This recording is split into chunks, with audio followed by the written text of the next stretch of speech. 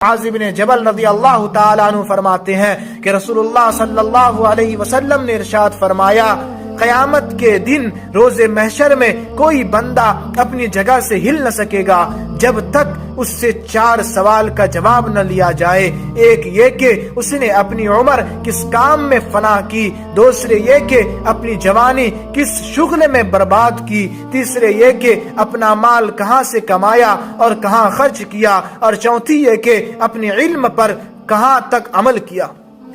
ملت کے پاس بانی علماء دین ہے۔ والعصر ان الانسان لفی خسر الا الذین آمنوا وعملوا الصالحات وتواصوا بالحق وتواصوا بالصبر۔ انسان کو دنیا کی جتنی نعمتیں عطا کی گئی ہیں، غور کیا جائے تو ان میں سب سے بڑی نعمت وقت ہے۔ اس لیے قرآن مجید میں سب سے زیادہ وقت ہی کی قسم کھائی گئی ہے، کہیں صبح کی کہیں رات کی، اور یہاں زمانے کی قسم کھائی جا رہی ہے جو تمام اوقات کو شامل ہے۔ بہرحال اس میں اس بات کی طرف اشارہ ہے کہ ہر مسلمان کو وقت کی قدر و قیمت پہچاننی چاہیے، کیونکہ دنیا و آخرت کی تمام کامیابی اسی بات سے متعلق ہے کہ اپنے وقت کا صحیح استعمال کیا جائے اور اسے ضائع ہونے سے بچایا جائے۔ چنانچہ قیامت کے دن انسان سے خاص طور پر اس بارے میں سوال ہوگا کہ اس نے اپنی عمر، اپنی جوانی اور اپنی علم کا کیا استعمال کیا ہے۔ غور کیجئے کہ ان میں سے عمر اور جوانی دونوں کا تعلق زمانے ہی سے ہے۔ حضور پاک صلی اللہ علیہ وسلم نے ارشاد فرمایا کہ آدمی کے اسلام کی خوبی یہ ہے کہ وہ لا یعنی چیز کو چھوڑ دے۔ اس حدیث میں لطیف پیرائے میں اضاعت وقت سے ممانعت اور حفاظت اوقات کے اہتمام کی طرف اشارہ ہے کہ آدمی ہر ایسے قول و عمل اور فعل و حرکت سے احتراز کرے جس سے اس کا خاطر خواہ وقت برباد ہو جاتا ہو۔ وقت اللہ تعالیٰ کی ایک عظیم نعمت ہے، قیمتی سرمایہ ہے۔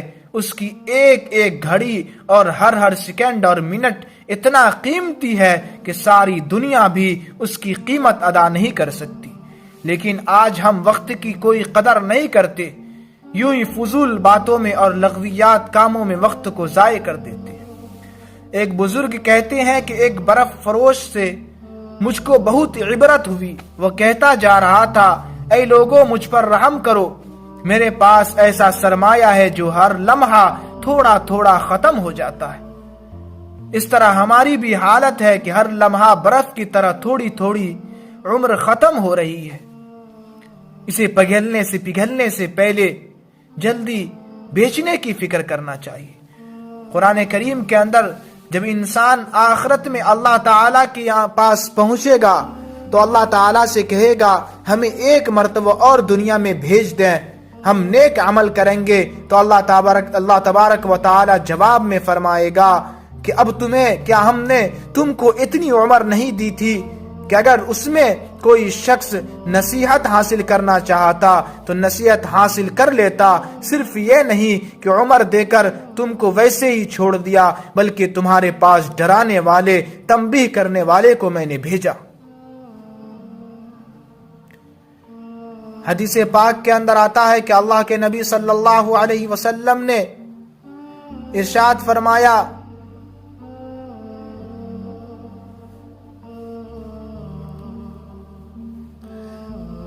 آپ صلی اللہ علیہ وسلم نے ایک صاحب کو نصیحت کرتے ہوئے فرمایا کہ 5 چیزوں سے پہلے غنیمت سمجھو، بڑھاپے سے پہلے جوانی کو غنیمت سمجھو، اور بیماری سے پہلے صحت کو غنیمت سمجھو، اور اپنی مالداری کو محتاجی سے پہلے غنیمت سمجھو، اور فرصت کو مشغولی سے پہلے غنیمت سمجھو، اور اپنی زندگی کو موت سے پہلے غنیمت جانو۔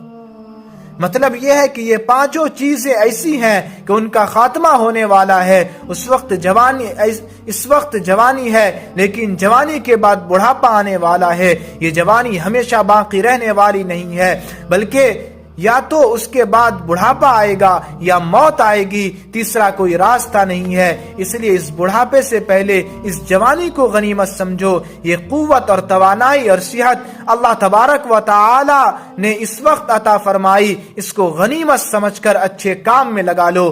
بڑھاپے میں تو یہ حال ہو جاتا ہے کہ نہ منہ میں دانت اور نہ پیٹ میں آنت، اس وقت کیا کرو گے جب ہاتھ پیر نہیں ہلا سکو گے؟ اس وقت صحت ہے، لیکن یاد رکھو کوئی انسان دنیا کے اندر ایسا نہیں ہے کہ صحت کے بعد اس کو بیماری نہ آئے۔ بیماری ضرور آئے گی، لیکن پتہ نہیں کب آ جائے۔ اس لیے اس سے پہلے اس موجودہ صحت کو غنیمت سمجھو۔ اس وقت اللہ تبارک و تعالی نے مالی فراغت اور مالداری عطا فرمائی ہے، کچھ پتہ نہیں یہ کب ختم ہو جائے گی۔ کتنے لوگ ایسے ہیں جن کے حالات بدل گئے، اچھے خاصے امیر کبیر تھے مگر اب فقیر ہو گئے، خدا جانے کب کیا حال پیش آ جائے۔ اس وقت کے آنے سے پہلے اس مالداری کو غنیمت سمجھو اور اس کو اپنی آخرت سنوارنے کے لیے استعمال کرو، اور اپنی فرصت کو مشغولی سے پہلے غنیمت سمجھو۔ یعنی فرصت کو جو لمحات اللہ تبارک و تعالی نے عطا فرمائے، یہ مت سمجھو کہ ہمیشہ باقی رہے گی، کبھی نہ کبھی مشغولی ضرور آئے گی۔ اس لیے اس فرصت کو صحیح کام میں لگاؤ اور زندگی کو موت سے پہلے غنیمت سمجھو۔ ہماری بہت بڑی بیماری ہے وقت کی قدر نہ کرنا اور اوقات کو لا یعنی امور میں صرف کرنا۔ کبھی کہیں کھڑے ہو گئے اور فضول باتیں شروع کر دی اور وقت ضائع کر دیا، جس کے نتیجے میں نہ اوقات میں برکت رہتی ہے اور نہ ہی کام نمٹتے ہیں، اور یہ رونا ہر وقت رہتا ہے کہ وقت نہیں ملتا، فرصت نہیں ہے۔ وقت کی اتنی اہمیت ہے، جتنی بھی عبادات ہیں وہ وقت کے ساتھ مربوط ہیں، چاہے وہ نماز ہو یا روزہ ہو، حج ہو یا زکوٰۃ ہو اور قربانی۔ اور وقت کی اتنی اہمیت آخر کیوں نہ ہو؟ کیونکہ انسان کے نیک اور برے ہونے اس کے جنت یا جہنم میں جانے کا دار و مدار اسی وقت کے صحیح اور غلط استعمال پر موقوف ہے۔ اس لیے پیارے آقا صلی اللہ علیہ وسلم نے فرمایا کہ انسان کے قدم قیامت کے دن اس وقت تک نہ ہل سکیں گے جب تک کہ اس کی عمر کے بارے میں سوال نہ کیا جائے گا۔ حضرت معاذ بن جبل رضی اللہ تعالیٰ عنہ فرماتے ہیں کہ رسول اللہ صلی اللہ علیہ وسلم نے ارشاد فرمایا، قیامت کے دن روز محشر میں کوئی بندہ اپنی جگہ سے ہل نہ سکے گا جب تک اس سے 4 سوال کا جواب نہ لیا جائے۔ ایک یہ کہ اس نے اپنی عمر کس کام میں فنا کی، دوسرے یہ کہ اپنی جوانی کس شغل میں برباد کی، تیسرے یہ کہ اپنا مال کہاں سے کمایا اور کہاں خرچ کیا، اور چوتھی یہ کہ اپنے علم پر کہاں تک عمل کیا۔ دین اور دنیا دونوں میں ترقی وہی کرتا ہے جو اپنے وقت کی حفاظت کرے۔ آپ دنیا کا مشاہدہ کر لیں، کامیاب لوگ وہی آئیں گے جو وقت کی قدر کرنے والے ہیں۔ ہمارا حال یہ ہے کہ ہماری زندگی گھٹ رہی ہے اور ہم اپنی موت کے قریب جا رہے ہیں، تو بجائے اپنا محاسبہ کرنے کے ہم خوشیاں مناتے ہیں اور سمجھتے ہیں کہ 1 سال کا اضافہ ہو گیا، حالانکہ اضافہ نہیں ہوا بلکہ جتنی عمر تھی اس میں سے 1 سال کم ہو گیا۔ لیکن ہم سالگرہ مناتے ہیں، غیروں کے طریقے پر برتھ ڈے کے کیک کاٹتے ہیں اور نہ جانے کون کون سے خرافات کرتے ہیں۔